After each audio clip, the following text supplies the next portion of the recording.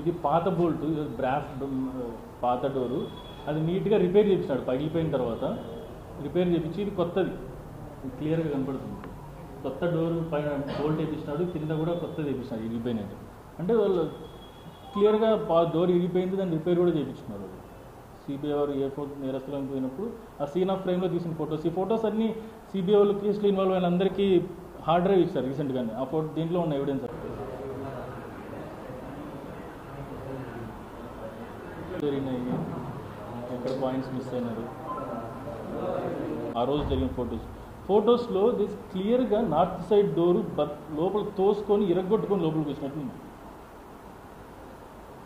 మీరు అబ్జర్వ్ చేస్తే ఇది డోర్ మధ్యలోది క్లియర్గా స్క్రూలు ఇరిగిపోయినాయి. ఒక స్క్రూ ఇరిగిపోయింది, ఇంకో స్క్రూ. ఇది ఎందుకంటే చాలామంది అంటారు మళ్ళీ ఇదేదో తర్వాత ఫొటోస్ తీసుకొని పెట్టినారంటే, ఇది ఎవిడెన్స్. ఆఫీసర్స్ క్లూస్ టీమ్ ఆ డోర్ తీసిన వెంటనే పౌడర్ చల్లి ఆ ఫింగర్ ప్రింట్స్ కూడా కలెక్ట్ చేస్తున్నారు. ఇది సీన్ ఆఫ్ క్రైమ్లో మర్డర్ జరిగిన రోజు తీసిన ఫొటోస్. అవి మేము తీసిన ఫొటోస్ కాదు. ఇప్పుడు ఎందుకు వచ్చినాయంటే, పిఏ కృష్ణారెడ్డి ప్రైవేట్ కంప్లైంట్ చేశాడు రామ్ సింగ్ మీద, సునీత మీద. రక్తం మరకలు ఉన్నవి, లోపల బాత్రూంలో మరకలు ఉన్నవి. ఎవిడెన్స్ పోయింది అనేదానికి క్లియర్ కట్ ఎవిడెన్స్. ఇంకా హాస్యాస్పదం ఏంటంటే, ఈ డోర్ అయితే పగలగొట్టింది క్లూస్ టీమ్ వాళ్ళు క్లియర్గా ఫోటో ఉంది. అంటే క్లూస్ టీమ్ ఎప్పుడైనా ఎవిడెన్స్ కలెక్ట్ చేస్తున్నప్పుడు వాళ్ళు మేము తీసుకున్నామన్న దానికి మనుషులు కూడా క్లియర్గా ఉన్నారు. వాళ్ళు ఒకరి కోసం అవినాష్ గారిని కానీ పార్టీని కానీ డిఫేమ్ చేయాలని మెయిన్ ఈ అలిగేషన్ స్టార్ట్ అయినాయి. సో వాళ్ళ టార్గెట్ రీచ్ అయ్యేసరికి అలిగేషన్స్ మరీ ఎక్కువైపోయింది. దీన్ని ఎందుకు అలిగేషన్స్ అంటున్నాను, ఆధారాలు లేవంటున్నానంటే, మీరు సిబిఐ ఛార్జ్షీట్ వేసినప్పటి నుంచి గమనిస్తే ఒక్క దస్తగిరి స్టేట్మెంట్ తప్ప మా నాన్నగారిని కానీ, భాస్కర్ రెడ్డి గారు కానీ, అవినాష్ రెడ్డి గారిని కానీ ఎత్తి చూపడానికి ఒక్క ఎవిడెన్స్ లేదు. ఒక్క ఛార్జ్షీట్ తప్ప, ఒక ఛార్జ్షీట్లో దస్తగిరి స్టేట్మెంట్స్ తప్ప ఒక్క ఎవిడెన్స్ కూడా మా మీదకి చూపించలేకపోయారు. ఒక ఎవిడెన్స్ కూడా కలెక్ట్ చేయలేకపోయినారు. ఎగ్జాంపుల్, గూగుల్ టేక్అవుట్ అన్నారు. గూగుల్ టేక్అవుట్ని ఎవరు కన్ఫర్మ్ చేయాలి? ఎనీ ఎవిడెన్స్ ఆ కంపెనీ అథెంటికేట్ చేయాలి ఇది కరెక్ట్ అని. గూగుల్ ఇంతవరకు అథెంటికేట్ చేయలేదు. ఎవిడెన్స్ కరెక్ట్ కాదని వాళ్ళకు తెలుసు, వీళ్ళకి తెలుసు. అందుకు ఫైనల్గా గూగుల్ టేక్అవుట్ని కూడా ఎవిడెన్స్లా కూడా చూపించలేకపోతున్నారు. ఇది ముందే ఒప్పందం అనమాట. అంటే దస్తగిరిని అప్రూవల్ చేయాలనేది కేసు సిబిఐ తీసుకున్నప్పటి నుంచి జరుగుతున్న నాటకం. బట్ సిబిఐ ఏం చేసింది? యాంటిసిపేటరీ బెయిల్ ఇచ్చి వన్ అప్రూవల్గా మార్చింది. మామూలుగా మార్చాలంటే వన్ బెయిల్ ఇవ్వకుండా జైల్లో పెట్టి అప్రూవల్గా తీసుకోవాలి. అప్పుడు అది కరెక్ట్ పద్ధతి. సో దీన్ని బట్టి క్లియర్గా తెలుస్తుంది CBI Dastagiri hand in glove. ముందే వాటితో మాట్లాడుకొని నీకు బెయిల్ ఇప్పిస్తాము, నువ్వు కేసు అయిపోయిన వరకు బయట ఉండొచ్చు, నేను అప్రూవల్గా మారుతాము, తర్వాత శిక్ష కూడా పడము, నేనేం చెప్తే మీరు వినాలి అనేది. దానికి సునీత ఎటువంటి అబ్జెక్షన్ చెప్పలేదు. చంద్రబాబు నాయుడు ఒక ప్రెస్ మీట్ పెట్టారు. ఈ మర్డర్ జరిగిన రోజే పెద్ద ప్రెస్ మీట్ పెట్టి క్లియర్గా చెప్పాడు. అంటే ఇది చేసింది బయట వాళ్ళు కాదు, ఇంట్లో వాళ్ళే చేశారు. ఎందుకంటే బయట వాళ్ళు వచ్చి చేసినట్లు ఆధారాలు లేవు. సేమ్ ఆయన ఎలా చెప్పారు, సిట్ నివేదిక కూడా అలాగే ఉంది. ఇంత ఓపెన్గా క్లూస్ టీమ్ వాళ్ళు బయట జనాలు వచ్చి బద్దలు కొట్టుకొని లోపలికి వచ్చినారని ఎవిడెన్స్ పక్కన పెట్టేసి చూడకుండా క్లియర్గా లోపల వాళ్ళే చేసినారు అని చెప్పడానికి పెద్ద బూటకం నాటకం స్టార్ట్ అయింది. అప్పుడే స్టార్ట్ అయింది. అప్పుడైతే ఏ నాటకం స్టార్ట్ అయిందో సిబిఐ వాళ్ళ కూడా అదే కంటిన్యూ అయిపోయింది.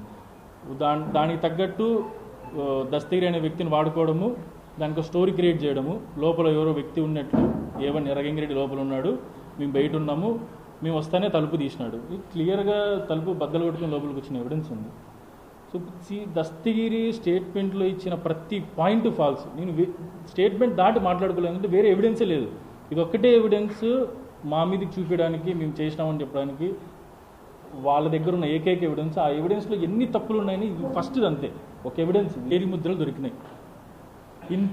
ఇంతవరకు ఆ 5 వేల ముద్రలు ఈ అక్యూజ్డ్ A1 to A4కి ఎవరికి మ్యాచ్ అవ్వాలా, మిగతా అక్యూజ్డ్కి మ్యాచ్ అవ్వాలా, ఆ సీన్ ఆఫ్ క్రైమ్లో ఉన్న వాళ్ళకి మ్యాచ్ అవ్వాలా. టోటల్లీ అనుమానాస్పద వేల ముద్రలు 5 ఎవరో ఇప్పటివరకు సిబిఐ చెప్పాల. సో ఇవన్నీ చూస్తుంటే అసలు లోపల డోర్ తీయలేదంటే ఎర్రగంగిరెడ్డి ఉన్నారో లేదో డౌట్ వస్తుంది. ఎర్రగంగిరెడ్డి ఇక్కడ నుంచి ఇంటి వరకు నడుచుకుంటూ పోయినాడంటే సీసీటీవీ ఫుటేజ్ రికార్డ్ అవ్వలేదంటే అసలు ఎర్రగంగిరెడ్డి సీన్ ఆఫ్ క్రైమ్కి వచ్చినాడా లేదా అనే డౌట్ వస్తుంది.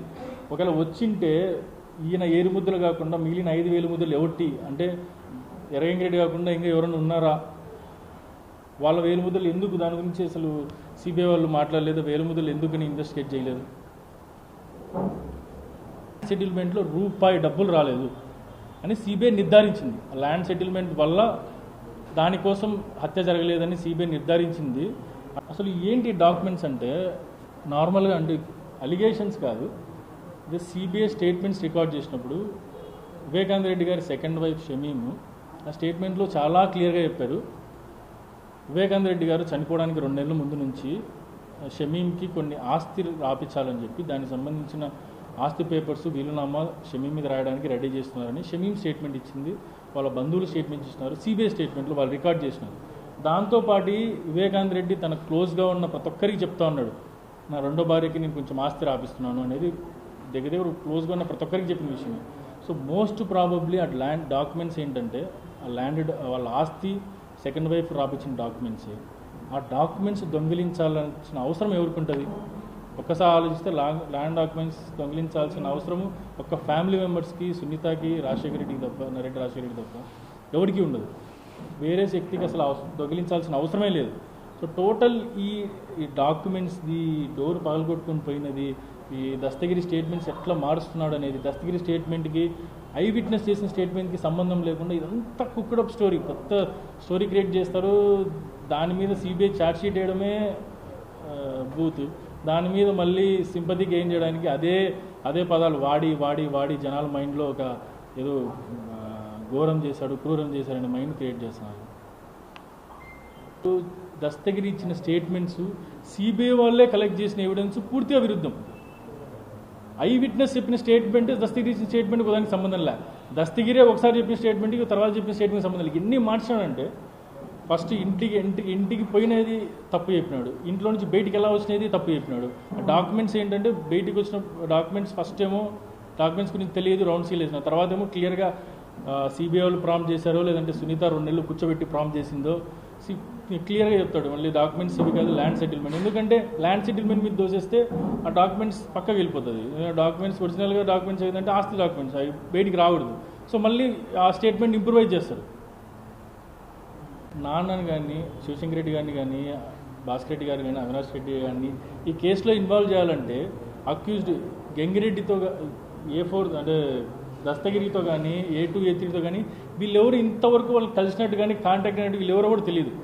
సో ఒక వ్యక్తి వీళ్ళకి అటాచ్ అయిన వ్యక్తిని కేసులోకి తీసుకోవాలా, దాంతో ఎర్రగంగిరెడ్డిని తీసుకున్నారు.